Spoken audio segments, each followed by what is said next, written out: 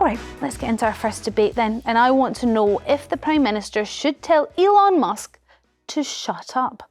As Jeremy mentioned earlier, he's been criticising Nigel Farage, he's been criticising Keir Starmer, and now he's put up a post on X which says America should liberate the people of Britain from their tyrannical government, and you can vote yes or no. Now, the last time we checked, 71% of voters had said yes. Now, the Prime Minister has been giving a speech today about the NHS, but he's also been questioned, obviously, about Elon Musk and some of the comments. He's refused to comment on Musk's poll, but he has responded to some of the criticism that he received from him, specifically about how Starmer handled child sex abuse cases. Those that are spreading lies and misinformation as far and as wide as possible, they're not interested in victims. They're interested in themselves.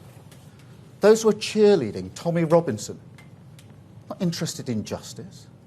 They're supporting a man who went to prison for nearly collapsing a grooming case. Is that enough, though? Or does he need to tell him to back off? Or can we actually afford to annoy our influential allies? Because Musk is essentially Trump's new best friend, is he not, Christian? Well, he is, and I think Keir Starmer was very at pains to not directly criticise Elon Musk, although I think the undertone of what he was saying was quite clear, and I thought the balance was probably right. What I'd recommend if I were Keir Starmer's advisor is to just hold off, because I think it's almost certain that Donald Trump and Elon Musk are going to have an enormous falling out at some point this year, and at that point he can go in all he likes. What I would suggest, however, is that Elon has completely shot himself in the feet this weekend by ditching Nigel Farage and going even more extreme and endorsing Tommy Robinson and very far-right people. I think he's uncoupled himself from relevance in British political discourse, and he'll carry on tweeting. But I think he'll find his influence now is quite diminished. Well, that's interesting. So you sort of give someone enough rope, and Elon Musk is sort of doing himself enough damage that actually Keir Starmer doesn't need to step in, and also that Trump and Musk may not be friends for that long. But does it actually matter? He's the richest man in the world. He's a hugely influential figure. He owns and runs and is really X now, Gemma. Is it making Keir Starmer look a little soft? Yeah, this is why I wouldn't be a very good politician, because, well, for many reasons probably, but because I would find it extremely difficult not to go more direct on this, because I think you have to cut through, and what you're dealing with is so much disinformation, so much rubbish that Elon Musk is spouting to this huge unregulated platform which he owns, this so-called bastion of free speech, who's actually silencing dissenters. There was a lot of stuff this weekend as well, certain journalists speaking out, certain people, and he just gets rid of their accounts. So much for freedom of speech right there. And it's dangerous. But I do understand there has to be an element of diplomacy. But at the same time, the fact we're all kowtowing to this deranged billionaire is a terrible position to be in. Is Keir Starmer sort of kowtowing to Elon Musk or afraid to offend him? Or is actually he just waiting to see whether Elon Musk just sort of does himself a disservice and says something that, again, as Christian said, all the British public are like, it's the just link nonsense. to Trump, because we're in such an isolated position these days, mostly because of having Brexited, right? So this idea that we need to stave off tariffs, we need to get a trade deal with America, etc. We're very weak, quite frankly. We've done that to ourselves, which is very sad. But I mean, that Farage comment pleased me greatly this weekend, because it will show all the people, all the reform people who've been toadying up to Musk on X, trying to get his attention and saying what a wonderful idea it is that he meddles in our politics, having supported Brexit because they said they don't want political interference from foreign countries. I mean, the mind just boggles how they managed to make that leap. And then, of course, now he's come out with, this completely weird, unexpected thing against Farage. And people are like, oh, they don't know where to put themselves now. And it is because he's completely, all over the shop. And so I agree with you. I think when you've got these two huge egos at the moment, who's getting all the headlines, who's getting all the oxygen, it's Musk. At a certain point, Trump's going to not enjoy that, I suspect. And you've just basically got, I've said it before in the show, I talked about male fragile egos. You've got all these narcissists all arguing with each other publicly. It's a horribly undignified spectacle. I think it's right that Keir Starmer, as a politician, is balanced and keeps that air of diplomacy. I find it difficult. I mean, as for the Musk and Trump relationship, I think Jeremy earlier on in the show gave them till March. I gave them till August before they fell out. But, you know, who knows? Who knows with Trump on anything, I suppose. But when it comes to Elon Musk, is not answering back and not sort of putting right to some of the misinformation that's been shared, making Keir Starmer seem weak. I think Keir Starmer's problem was the emphasis of who he went after. I think he did misstep in one respect, which was he seemed angrier at the attacks being levelled at him and Jess Phillip than he did at the core of this whole row, which is, of course, the horrendous grooming gang scandal. I think that was an error of judgment. The problem that Elon has demonstrated is there's a very legitimate anger to be had about the actual debate here.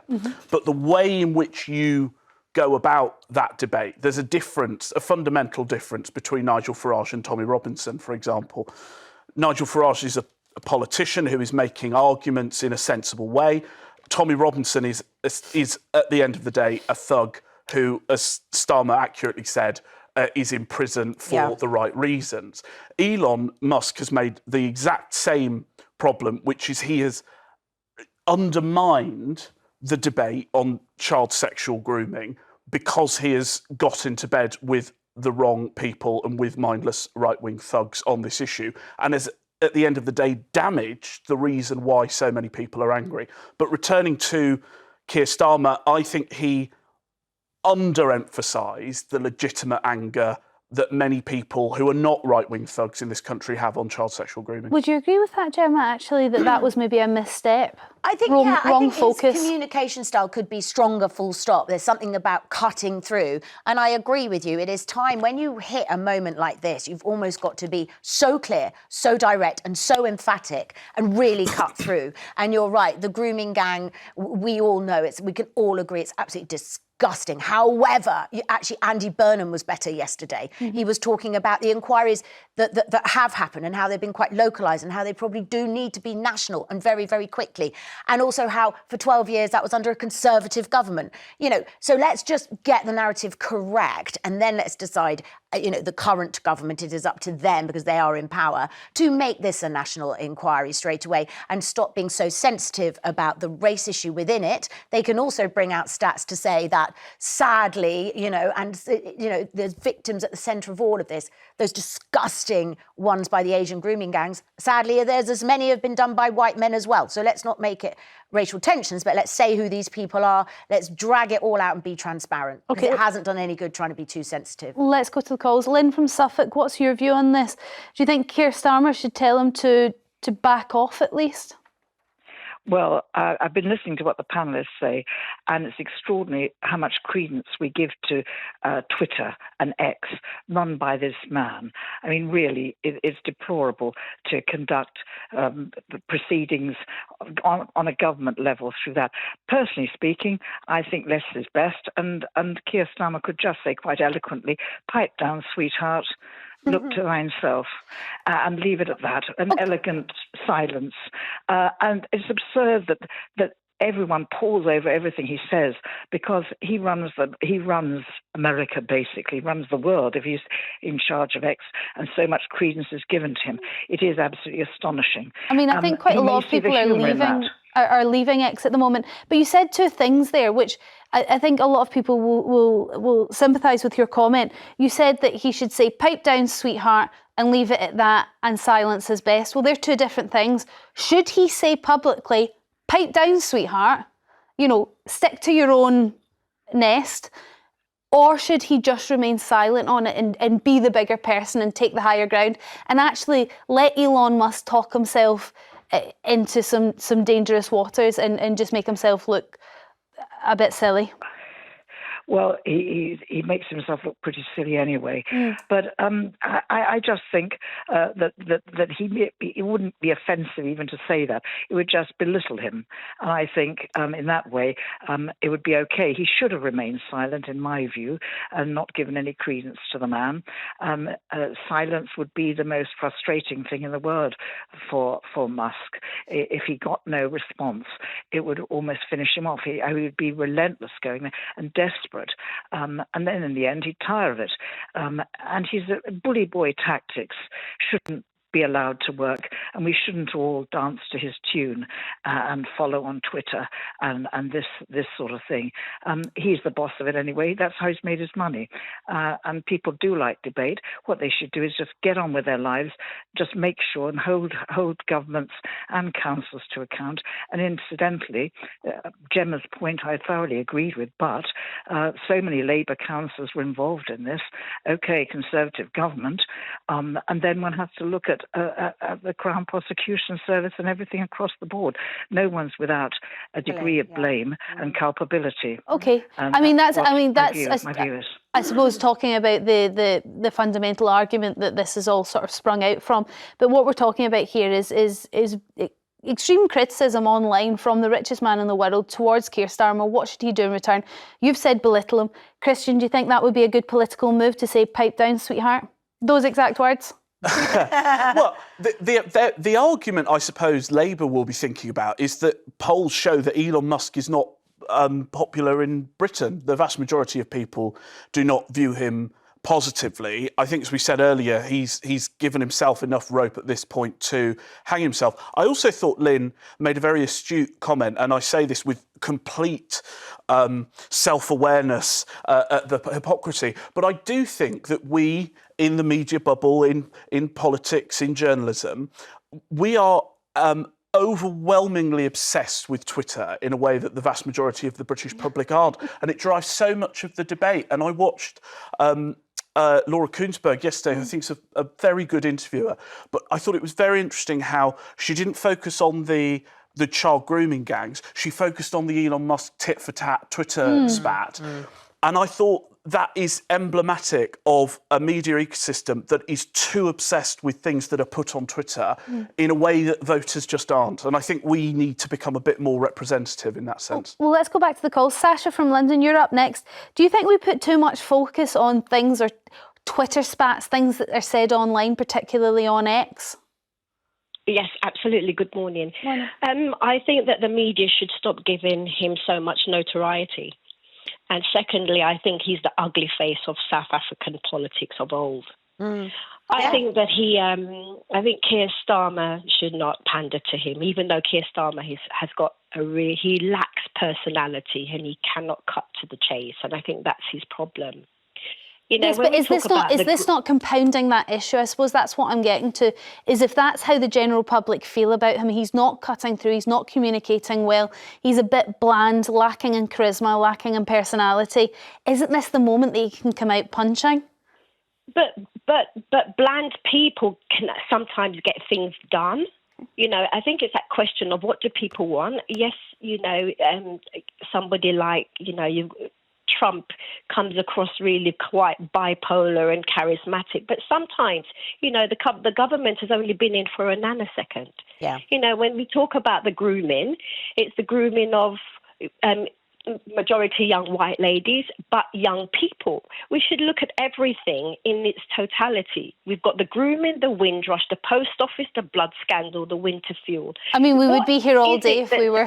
Yeah, exactly. So it's what is it people want?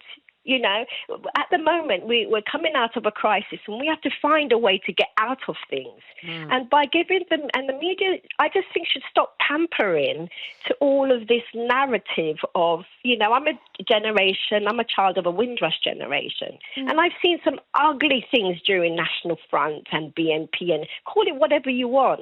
And we're in 2025. We should be looking forward to moving on instead of this right-wing rhetoric. And, if we're going to look at the grooming scandal, don't isolate it. There was a young girl that died really horrifically at the hands of her father the other day. There's a lot of things that we need to be accountable for as a society, but not to let some nutter from another country. Sasha, I do appreciate what you're saying in terms of giving what Elon Musk too much airspace, but then he is the richest man in the world. He was going to give, he was suspected or rumoured to give millions of pounds to reform, and now he seems to be backing Tommy Robinson. So there may be some things that we have to Can I say something? Very quickly, because I want to get another call in. He can't die with that money. He can't die with that money. He can give it, but he can't die with it. Yeah, but it's what influence it has over our political system, Sasha, which is why it's important. Thank you very much for your call, though. Deirdre from Northumberland, how do you view this? Do you think Keir Starmer should tell him to shut up? No, I don't like the word shut up. I wouldn't say that to anybody. I find that quite offensive to start with. What would you say? I would just ignore him. He's best ignored, because at the end of the day, we're starting 2025. We ended 2024, and it had been a terrible year. There's so much hatred. There's so much anti-Semitism. There's so much Muslim hatred. And it's coming from older generation. I'm sad to say. I spend a lot of time with younger people, and they look at things in a totally different light. Thank God for that. Elon Musk is not God Almighty. He will disappear into the wilderness with all his money, and we need to just concentrate. British people are very decent, caring people. Okay. Whenever there's a problem, they always, come to the forefront, and we need to think about those people rather than all this anger that's started now in 2025. We owe to the next generation to be a little calmer and kinder and careful what we say to people and how we think. Okay, I need to move on, but very quick, Deirdre. But also, we're quite patriotic, aren't we? And I think when this foreign man is saying you're tyrannical government, it's like, hang on a minute, we democratically That's our tyrannical government. But then perhaps what Deirdre is saying, maybe that's for us to come back to Elon Musk rather than Keir Starmer. Maybe Keir Starmer, as the Prime Minister, should treat it with the contempt it deserves. We'll see what else is said and what happens going forward on that front. Deirdre, thank you very much for your call. Thanks for all your calls on this.